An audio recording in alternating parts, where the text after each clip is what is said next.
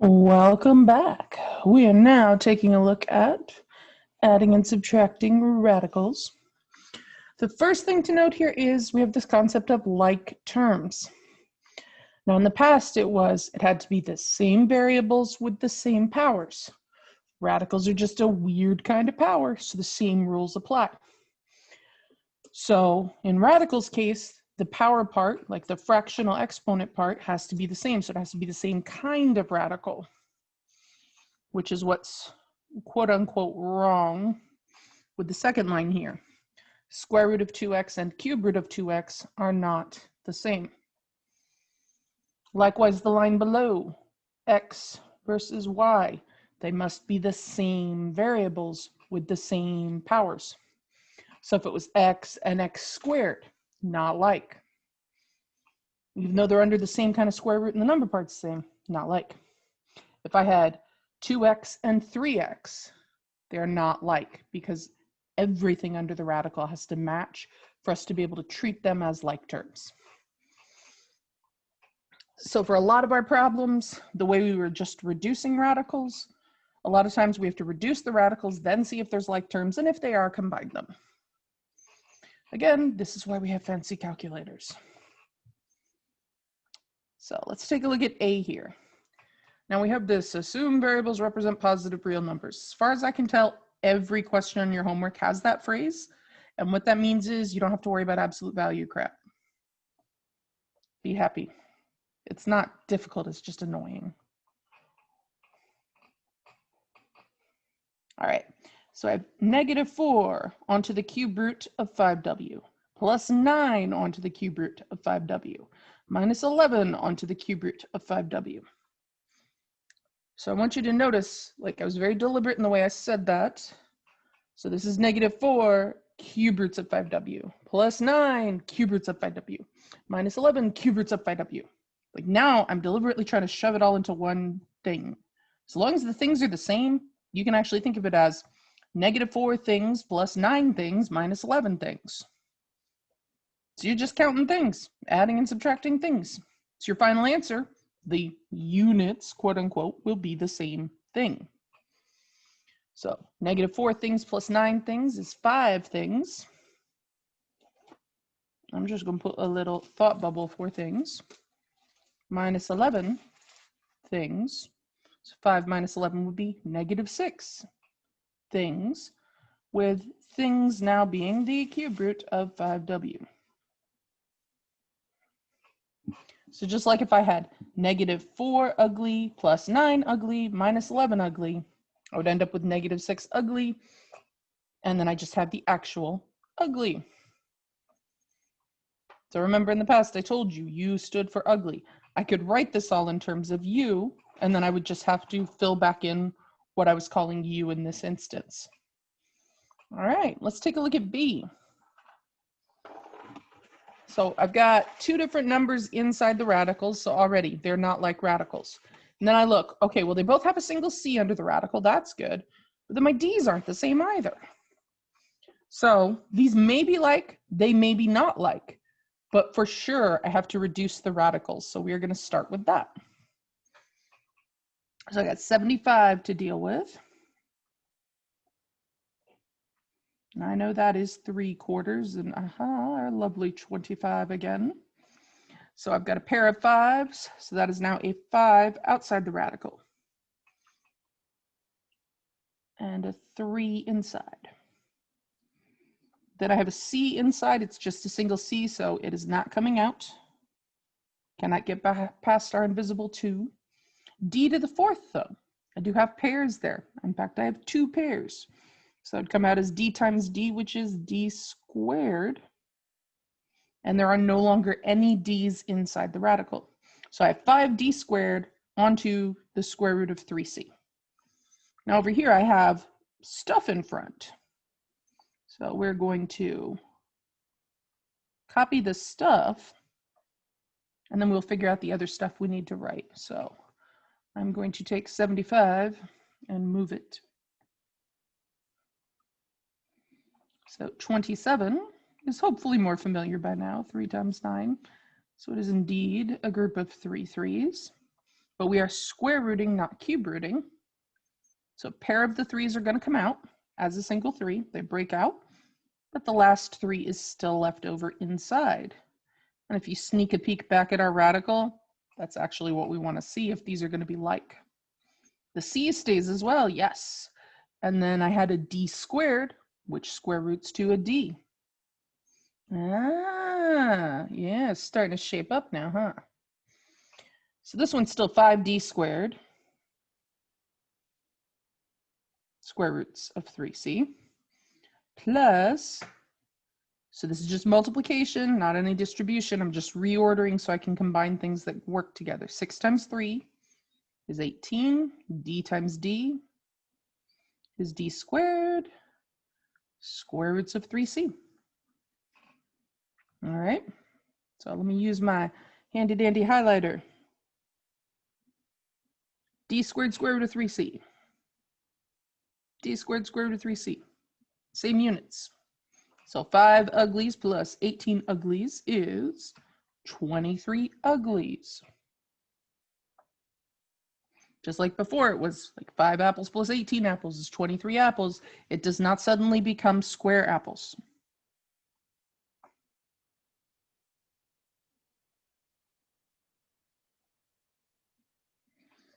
So that is our simplified result. I know in the real world, we've not bothered doing things this way, but if you're going to continue on in math, you do need to know how to do this. All right, I put C because this did possibly show up in your homework and is a little silly because they don't combine. Exactly. So I want you to look. The radicals are the same here. I've got square root of 7z, square root of 7z. So let's go ahead and highlight that part. That's the same. That's the same. So what I'm going to do is kind of the in-between step that I could have written, which is like undistributing, factoring. We're going to factor out the radical because it's the same. But I'm going to write it afterwards. So there's my 7, there's my z.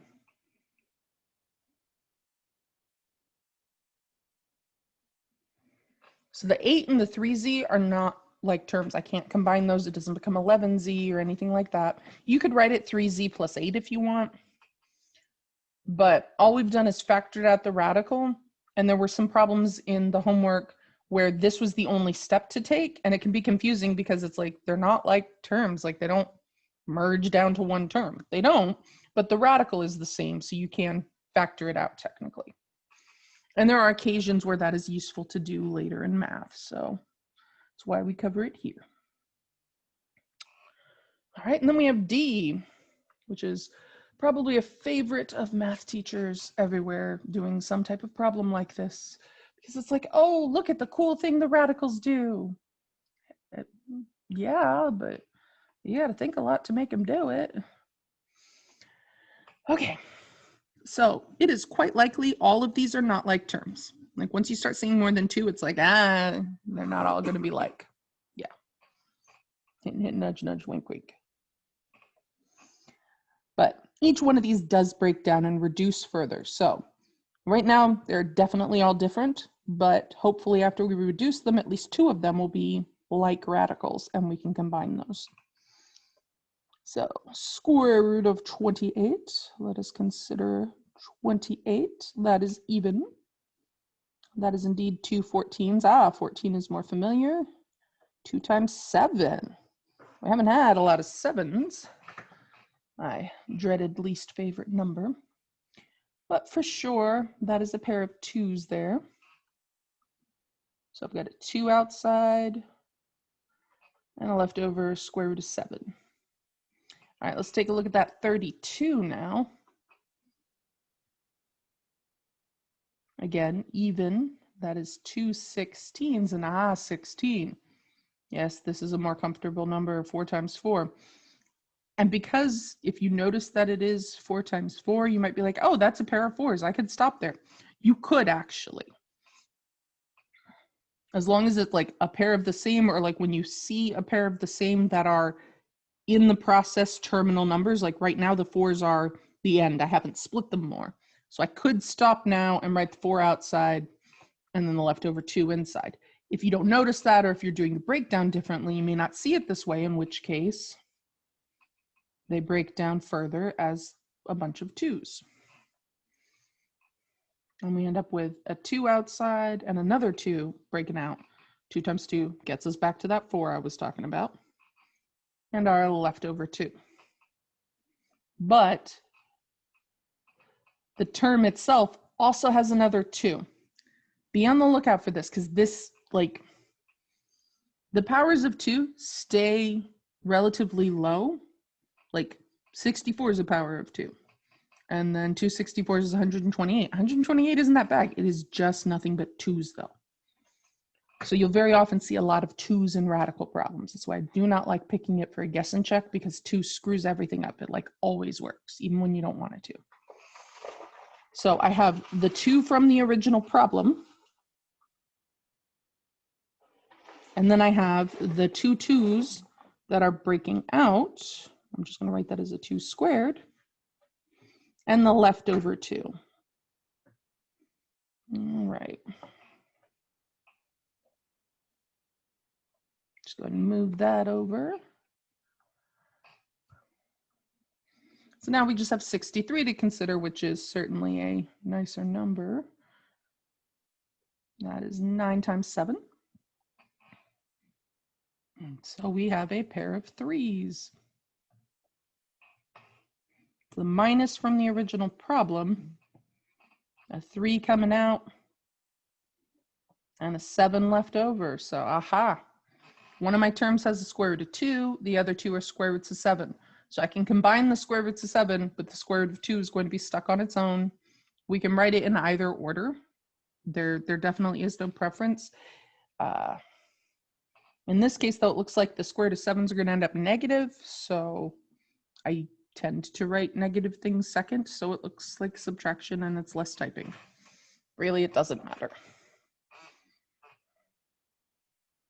But for sure, 2 square roots of 7 minus 3 square roots of 7 is negative 1 square roots of 7. So I'm just going to put it second because it's negative. Really, it doesn't matter. And then here, 2 times 2 squared, 2 times 4 is 8. So this is 8 square roots of 2. Now I want you to look at the way this answer looks. Handwritten, I see 8 times the square root of 2, and then outside the radical, minus 1 times the square root of 7. When you try to type these, if you're not paying attention, the minus 1 square roots of 7 will end up under the radical with the 2, which is the wrong syntax. And if you type that in ALEKS and hit enter, no. So this is why you have to be careful when you're typing, which hopefully you guys have gotten used to by now with all your ALEKS work and then the Canvas work. But at least on Canvas, if you make a typo and tell me, I can go in and still give you credit. Not so easy on ALEKS. All right, that's the end of this one.